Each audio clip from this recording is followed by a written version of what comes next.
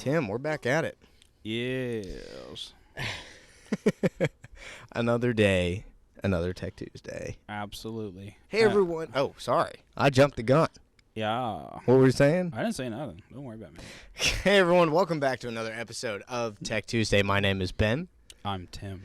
And we are back again. We took a little recess as of last week, but we're back answering questions for the people. What recess are you talking about? Specifically, we missed a video. Specifically, we've been working on our brand new educational series that dropped, I guess, 2 weeks ago. And so we've got a lot more cool stuff coming down the pipeline. But it was imperative that we get back to the swing of things with regular Tech Tuesday scheduling. But keep on the lookout for more of those educational videos. A lot more of those to come. So, okay. You know, I was thinking about getting out of here and just actually taking off with my career of being a beatboxer instead. Okay. So I can offer services like beatboxing or math. So you. It's the only two things I'm halfway okay at. That and flying airplanes. Or building rocket ships. Yeah, don't do that no more. All right, I'm just going to. I mean, we could probably go. The list goes on, but yeah, we'll stick to beatboxing and math. It's a way of life. Anyway. All right, so without further ado, and the thing. Do you have any questions, quibbles, fashion statement tips, Tim? Anything before we get started? If you took music theory in college and you're a car enthusiast, please remix car noises into some pretty sweet house music. It would be dope. Ask Josh to do that. We could ask Josh to do could. that. I really, yeah. That'd be sick. That would be dope. All right, we'll jump into it. Starting off with question 1, Ted Myko 3204. Any tips on O2 placement in the use of open header applications? Asking for the people. O2 sensor placement. Good Lord. So if you got open headers, and the answer to that is do your open headers, put an O2 sensor in a test pipe about 24 inches long, somewhere in the beginning, 10 inches-ish past the collector, and then 18 inches to the end of the pipe. Do all your tuning, force it into open loop, and then live life open header style after that. That way the O2 sensor isn't messing up what you learned, because as the headers or extractors pulse, it'll bring back in just a little bit of fresh air, and most of us need a bit of fresh air, but O2 sensors don't. Hey, right. It's life, and will really mess up your learned stuff. Yeah. And it just does bad things. So, bit of test pipe. Get your tune dialed in, force it into an open loop tune, which is my favorite method anyways, and then remove your test pipe after you've done all the tuning. Yep. If you're going to keep it with open headers, which a lot of people like to do, or if you just got some, if it's some hater pipes that come out the fender and then curl up and do a thing, you still have to sense that stuff, or if you got some kind of an external sniffing device, you can use those to get your tune dialed in as well, but that's kind of the method. I mean, that's a cheap at-home version of it. Go to O'Reilly's, buy a bit of pipe and a flange, bolt it in, do some testing, call it a great day. All right. Yeah. But Doc 4244EFA. Hey, I was wondering if y'all could go over the actual numbers mean slowly, Tim, in the Learn table Killshot. Then explain how to go into VE table and make necessary adjustments slowly, Tim. For the people. I agree. So I'm glad you said it, because in our tech series videos, we're introducing a product, talking about the wiring harness and such, and YouTube hand activate.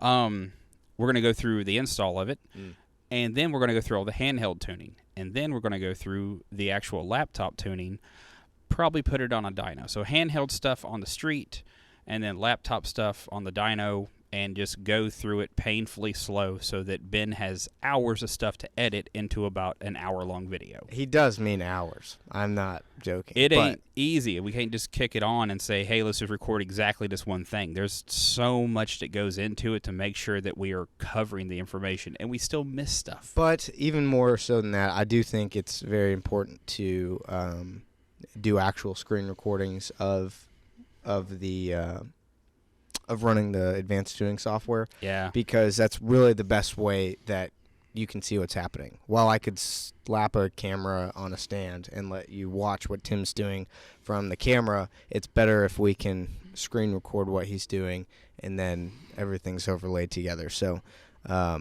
yes, all of that stuff is coming very soon in those educational videos.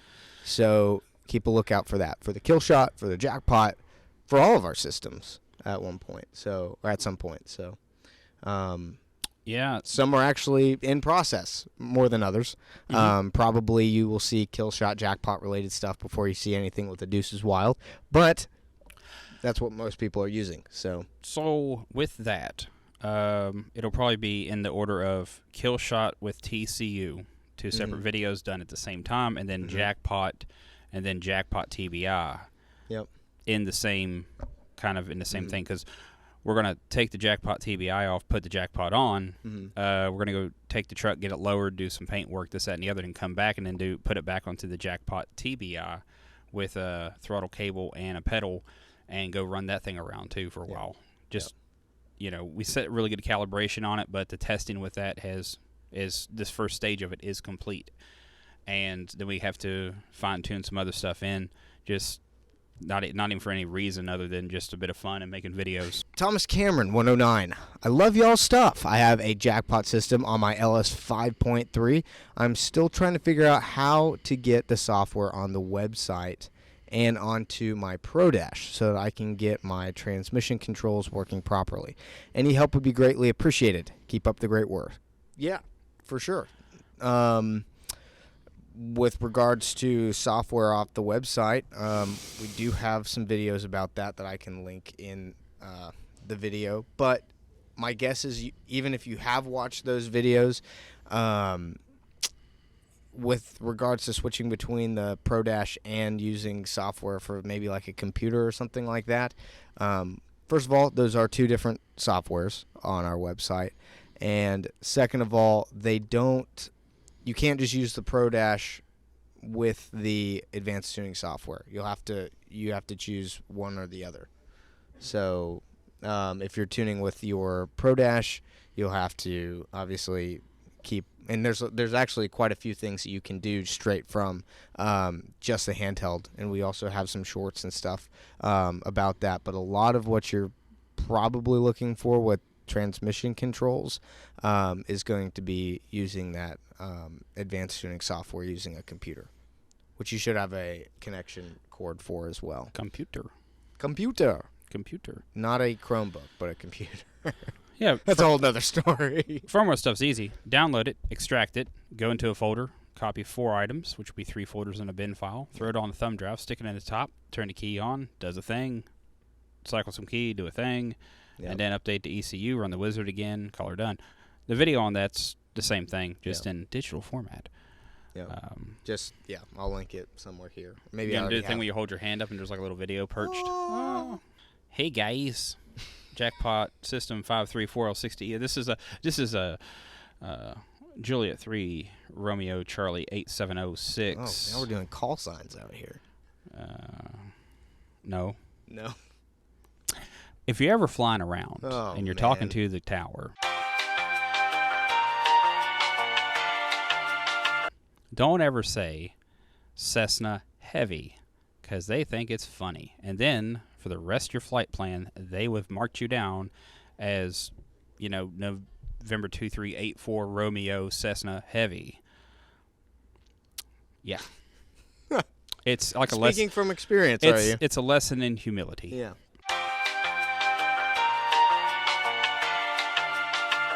J3RC 8706. Hey guys, Jackpot System 534L60E, 3rd gen Camaro. It runs well, but when Coltrane slams hard into reverse and drive and gets much better when up to temp, the fluid gets a little thinner. 1-2 shift falls on his face and goes, falls on his face bad, but gets better and doesn't do it nearly as bad on the 2-3, better on the 3-4. When cruising back roads 30-40 miles an hour, it feels like it kicks in and out of lockup. Weird. Like it doesn't know exactly what to do. Any help would be appreciated. thanks for what you guys do. So, any hoozles, in That's some a of the lot. parameters, no 4L60s are built the same. I mean, I paid for a whole college degree building those things. So, you'll have one, shift characteristics are beautiful, and you'll have another one where it's like a 20-pound sledgehammer to your seat every time you go in and out of gear. One of the things you could do is you can mess with the timing retard on shift. You can mess with those parameters. You can narrow them up, separate them, or turn them all the way off. I like to just turn them off because I like a good crispy shift. And there's some other temperature parameters in there for line pressure values you can tweak on just a smidge. As in for the in and out of torque converter lockup, that's weird. Yeah, I've never. Yeah, if you want to make a data log on that and send it into tech, myself, TJ, or Bradley, one of the three of us will have a peek at that and see if there's anything funny. But yeah, I'd recommend data logging on your computer. It shows more parameters than just a handheld data logging. There's only so many parameters we can data log in a handheld. But yeah, the in and out of TCC, that's weird. Mine doesn't do that. But also, I have a customer that had a similar thing, but it found out his valve body was going bad. So the PWM solenoid was actually failing, giving everything a headache, and it was just bypassing a lot of pressure. It was kind of a stuck in between state type situation. So there was that. But called our friends down at Street Smart Transmissions, and they had one. Yeah. So good place to get a valve body. They use an Axelon 1000 dynamometer for their testing, and a bunch of smart folks down. Question 5. Joseph Burnham, 4621. Hey guys, I have a Royal Flush on a 355 small block Chevy. Just started running it. How long until it smooths out? Running it as in driving it, or running it as in it's just trying to find idle? Both shouldn't be too long out of itself. When you first run through, first question here is, have you run the Start Wizard? That's not like a poke fun at you question. It's just a reality. That's one thing that is very important to do. Run the Start Wizard before starting the vehicle. Second of all, it should come to a pretty good idle after getting to temperature, and then you can begin to drive it. So as far as smoothing out, I don't know, Tim, sometimes takes about an hour's worth of driving. I've seen some people take a little bit longer, but nothing insane. So our system learns at about 15% every 0.4 second.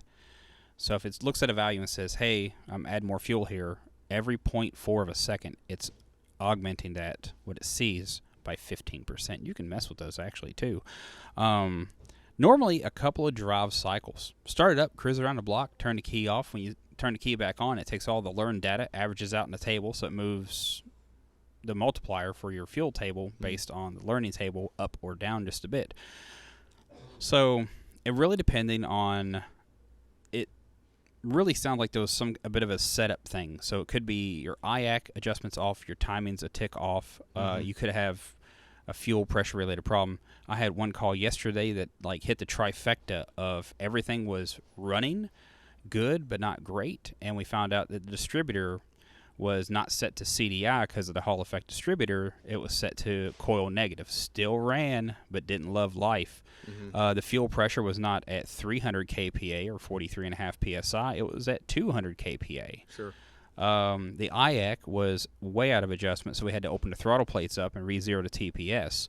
And then we found out that it was, after all those things were true, we turned off the learning, cleared out the learn table, and then we found out that it was compensated on average about 12%. So the loop compensation was at 112. So we actually went into fuel and basic and offset the fuel table by about 12%. We brought 12 out of it to where it was closer to 100% in the loop comp. And then we turned the learning back on and gave it a drive. He had a few hesitations cruising down the road, a couple drive cycles, smoothed itself right out. And it was just these little things that kind of just stacked to make not even a terrible running condition. It was just like running a bit fat and a bit off. Great. Yeah. Yeah, I think based off of what you just said, it's hard to just tell based on just this information, but it could be an issue with the distributor and how it's set up.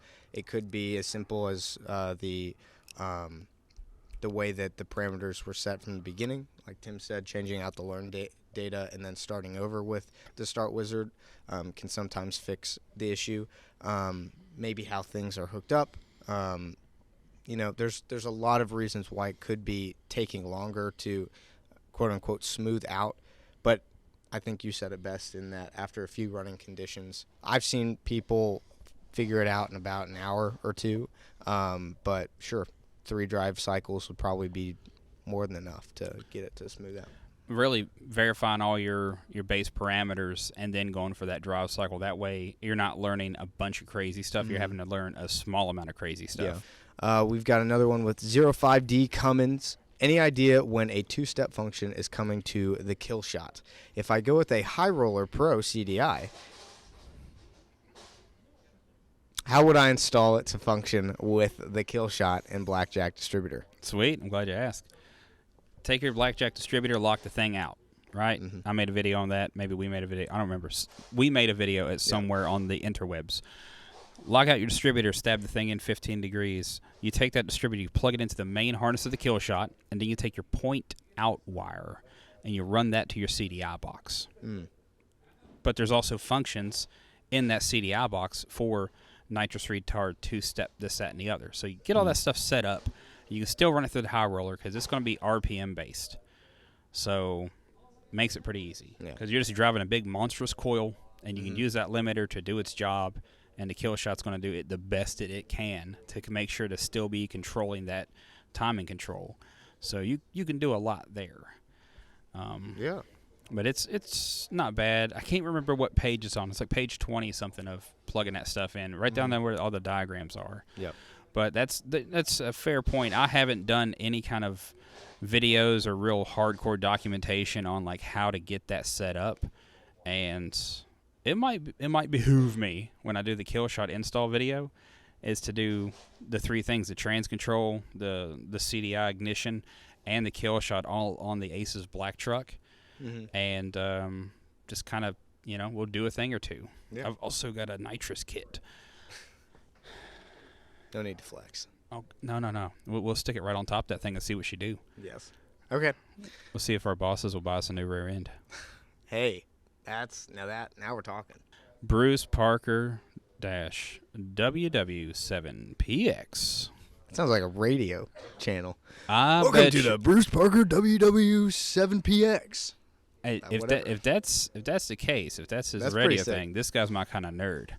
We talk about antenna math all day if you want. Anywho, is the Full House Plus 8 ignition system capable to connect to the Killshot TBI kit? Solid question. I've never done it yet.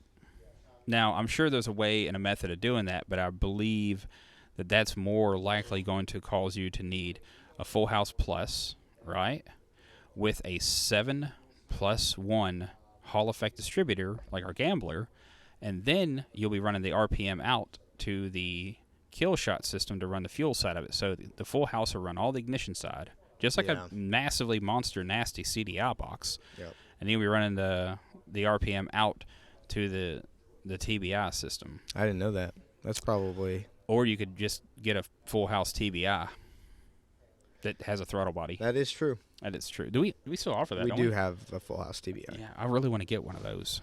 Yep. I think some of the Full House systems have kind of combined into one.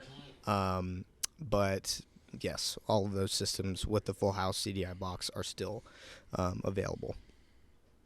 All right, I'll get the next one. Thomas Cameron, 109, lapel mics. Yeah, I'll get the next one too. Andreas, can't really quite read that. I will look into getting lapel mics. See, this one's singular. I was kind of hoping the people would take my side a little bit and go with the podcast style mics. This is not a podcast style mic. It's close. You need a big screen filter, and we need to be playing like RuneScape in the back or something like that. But this one, see, that one's plural, so that's both of us get lapel mics, and the other one's singular, which means I'm the one that probably needs a lapel mic because you guys are tired of hearing me breathe into the microphone. So okay. Thank you for the comedic relief that brings us full circle. There's nothing funny about that. That's all serious business. Very good. Well then, thank you very much, as always, Tim, for joining me, taking the time. And for all of you guys, thank you very much for watching this episode of Tech Tuesday. If you liked it, please leave a like down below. If you have any questions about EFI or ACES EFI, also feel free to leave a comment down below. And if you like this video, share it with your friends, family, people who are looking to get into EFI or thinking about going with ACES. And yeah, if you see ACES media anywhere else on social media, feel free to show us some love. But until next time, thank you all, and we'll see you in the next video. Bye for now.